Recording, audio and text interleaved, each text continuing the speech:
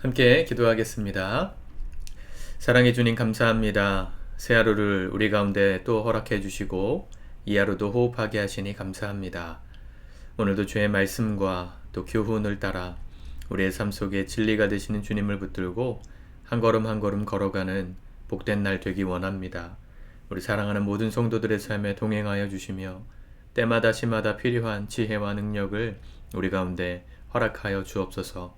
주님 믿는 사람답게 날마다의 삶이 주님께서 우리의 삶 속에 역사하시는 그날을 위한 준비하는 시간들 되게 하시고 성실한 하루 살 수 있도록 도와주옵소서. 예수님의 이름으로 기도드립니다. 아멘. 우리 찬송가 199장 찬양하시겠습니다.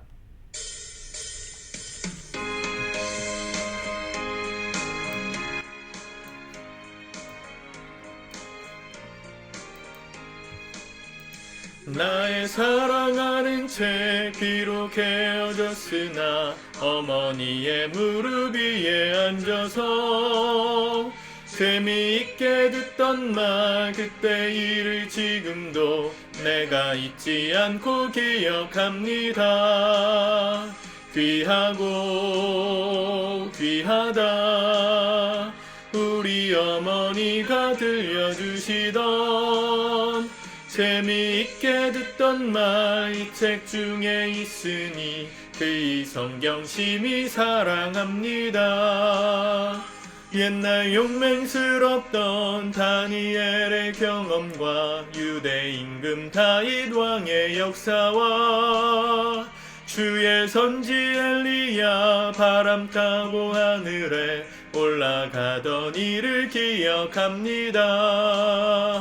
귀하고 귀하다 우리 어머니가 들려주시던 재미있게 듣던 말 이 책 중에 있으니 이 성경 심히 사랑합니다.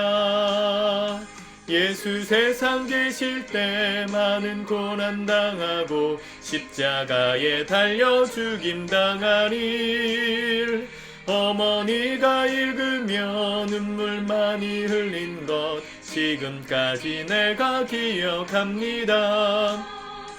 귀하고 귀하다 우리 어머니가 들려주시던 재미있게 듣던 말 이 책 중에 있으니 이 성경 심히 사랑합니다.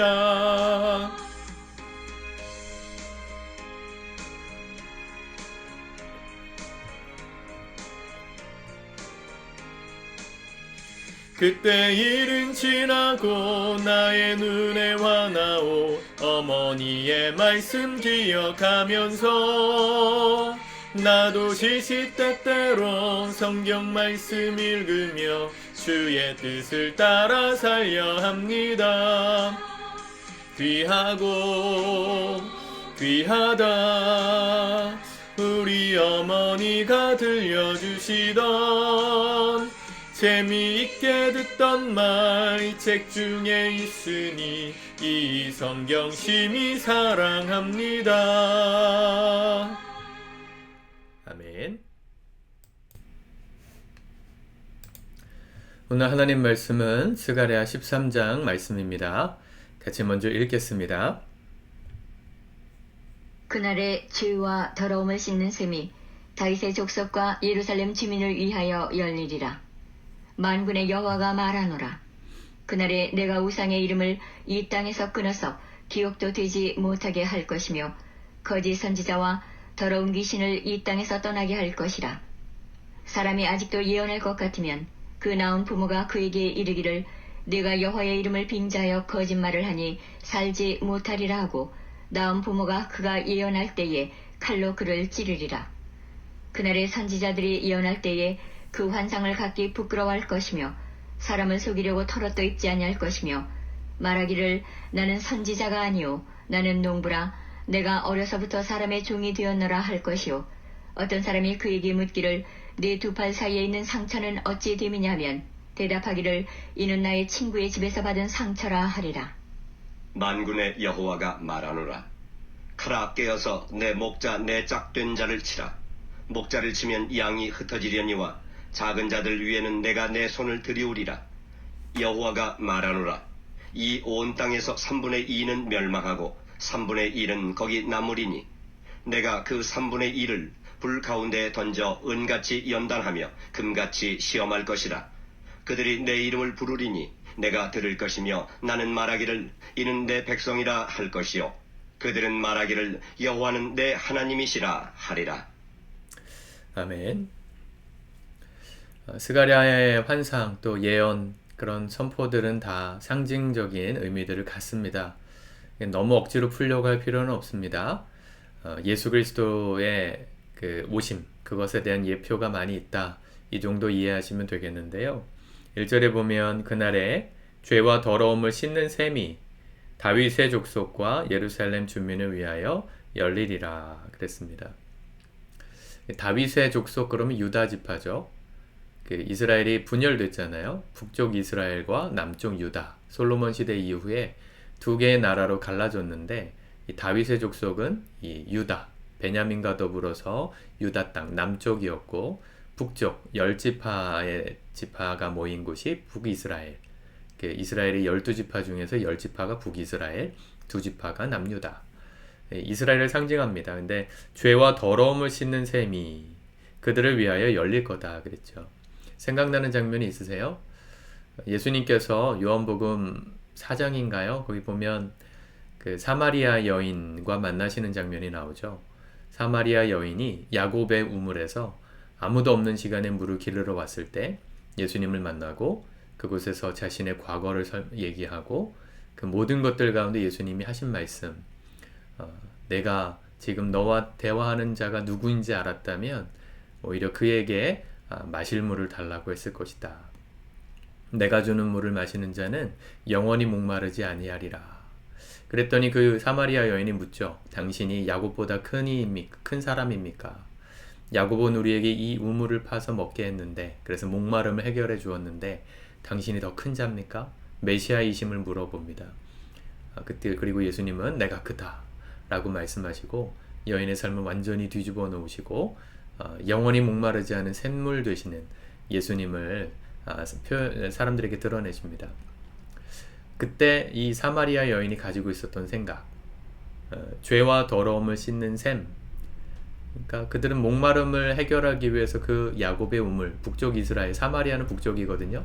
그쪽에 해당되는 지역의 샘을 자신들이 먹고 있다고 생각했는데 메시아이신 예수님은 이 유대 사람들뿐만 아니라 북쪽 이스라엘, 특별히 사마리아 사람들, 그 당시에 사람 취급받지 못하던 사람들까지도 살리시고 영원히 목마르지 않는 물을 주기 위해 오신 메시아이심을 예수님이 공표하신 겁니다. 그때 여인이 물어요. 또 한 번 우리가 듣기로는 하나님을 예배하는 때가 있다고 하던데 그때가 이때입니까? 했더니 예수님이 이 산에서도 말고 저 산에서도 말고 하나님께 예배하는 자는 영과 진리로 예배할지니라. 그런 말씀을 하십니다. 남쪽 유다, 이 다윗의 족속과 예루살렘 주민을 위하여 죄와 더러움을 씻는 셈, 예수님이죠. 예수님을 상징하는 말씀이 스가랴에 쓰여져 있습니다. 그분이 이 땅에 오시면 우리의 모든 죄를 깨끗하게 하신다 약속하셨습니다. 요한 1서 말씀해 보면 예수의 피가 우리를 모든 죄로부터 깨끗하게 하실 것이다 그랬어요. 여러분, 죄를 짓는 것이 우리에게 고민거리가 아니라 지은 그 죄를 어떻게 하면 빨리 깨끗하게 씻어낼 것인가가 더 큰 고민이 되시길 바랍니다. 죄성으로 자꾸만 넘어지더라도 우리가 해야 될 것은 죄를 안 짓고자 노력도 해야 되겠지만 죄를 지었다면 빨리 깨끗하게 예수의 피로 정결함을 입으셔야 돼요. 옷에 뭐가 묻으면, 저도 오늘 뭘 먹다가 옷에 튀어가지고 하필이면 하얀색 부분에 튀어가지고 눈에 확 띄는데, 이렇게 더러워지는 경우들을 안 하고 싶지만 불가피하게 이렇게 될 때가 있잖아요. 그때 어떻게 합니까? 빨리 씻어야죠. 빨리 빨래를 해야죠. 그래야 때도 잘 지고 깨끗해지죠. 근데 이 묻었다고 자기를 자책하고 그 식당을 원망하고 뭔 의미가 있겠습니까? 빨리 더러워졌다면 빨리 씻는 게 제일 중요한 거예요. 예수님의 피로 우리가 죄사함을 얻을 수 있고 깨끗함을 얻을 수 있게 되었으니 날마다 우리가 죄사함의 은혜를 누리셔야 합니다. 그래서 하루를 정리할 때가 더 중요합니다. 하루를 시작할 때도 중요하지만 하루를 마무리하실 때 내 삶을 좀 돌아보면서 내가 주님 앞에 범죄한 것은 없나? 더러웠던 부분은 없나?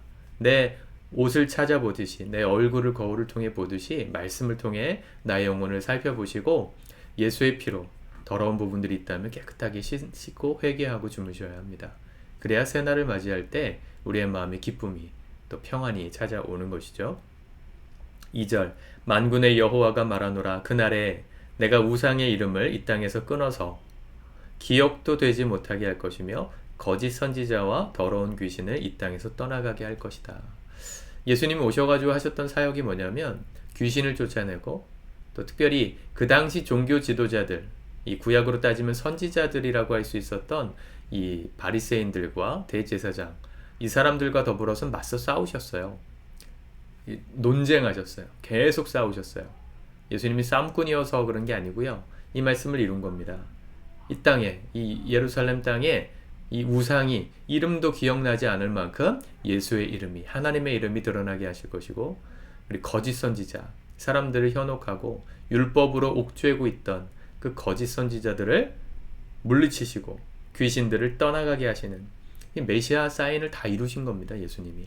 예수님 이 땅에 오셔서 그냥 공생애를 사신 게 그냥 마음대로 사신 게 아니고요. 말씀을 이루기 위해서 사셨어요.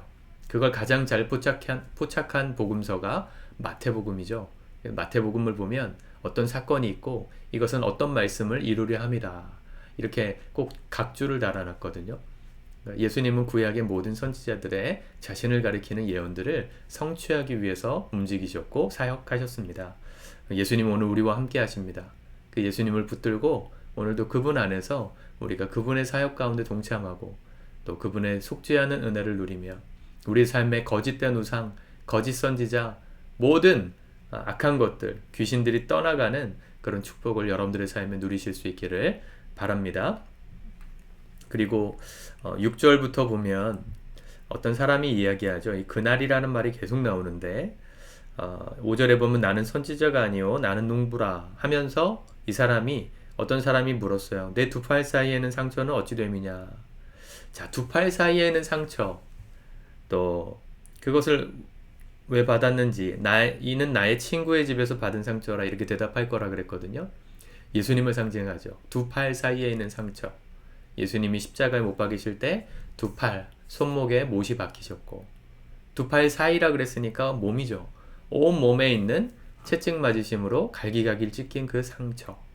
그게 누굴 때문에 맞으신 거라고요? 나의 친구의 집에서 받은 상처다. 예수님이 뭐라 사도 바울이 뭐라 말했냐면 친구를 위하여 자기 목숨을 버리는 것보다 더 큰 사랑이 없다. 그런 얘기를 했어요. 예수님께서 우리를 위해서 십자가에서 죽으신 것은 우리를 친구로 삼으시고 우리의 모든 죄를 용서하시기 위함이었습니다. 그분을 믿고 의지함으로 오늘도 정결하게 사는 것은 그분의 의리, 그분의 우정에 대한 의리를 지키는 것이라 할 수도 있겠습니다. 여러분, 예수님을 다 상징하는 것이죠. 그리고 7절, 8절, 9절에서는 이 카라, 깨어서 내 목자, 내 짝된 자를 치라. 목자를 치면 양이 흩어지려니와 작은 자들 위에는 내가 내 손을 들이우리라. 그렇게 치면서 온 땅의 3분의 2가 멸망하고 3분의 1은 남았는데 그게 불 가운데 연단해서 은같이 연단하고 금같이 시험해서 하나님의 백성으로 만드시겠다. 이런 예언들이 나옵니다. 실제로 이스라엘 백성들의 역사가 그랬습니다. 다 멸망하고 3분의 2는 정말 사라져버릴 정도로 민족이 말살될 정도로 사라졌는데 남은 3분의 1의 유대인들이 2000년 동안 하나님을 믿는 민족으로 끝까지 그 정체성을 잃어버리지 않고 하나님이 그들의 하나님 되심을 역사 가운데 드러냈습니다. 오늘 우리의 삶도 마찬가지입니다. 여러분, 예수 그리스도의 그 보혈의 은혜로 우리가 구속함을 받았다는 것으로 끝나는 게 아니에요. 신앙은 거기서부터 시작하는 거예요. 우리의 모든 죄를 용서하시고 깨끗하게 하신 주님을 붙들고 오늘 내게 허락하신 삶의 자리에서 불같은 또 어려운 그런 연단이 있을지라도 그게 우리를 금처럼 은처럼 단련하는 것임을, 그래서 우리의 삶에 하나님이 드러나게 하시는 통로가 됨을 우리의 삶으로 증명하는 사람들, 그게 그리스도인들입니다. 예수 그리스도의 보혈의 공로 의지하여서 오늘도 믿음으로 살아가시길 바랍니다. 나에게 어떠한 사랑을 베푸셨는가, 그분이 어떠한 고난을 당하셨는가 생각하면서 오늘도 거룩하게 주님 믿는 사람들답게 힘차게 승리하며 걸어가는 저와 여러분들 되었으면 좋겠습니다. 기도하겠습니다. 주님 감사합니다. 주님의 말씀을 붙듭니다. 예수 그리스도의 사랑을 의지하여 어제까지 죄짓고 부족했던 우리의 모습을 이 시간 주 앞에 회개하며 나아가오니 정결하게 하시고 죄와 더러움을 씻는 샘물 되신 예수의 피가 오늘 우리와 함께 하심으로 거룩하고 정결한 당신의 백성으로 승리하며 걸어가도록 인도하여 주옵소서.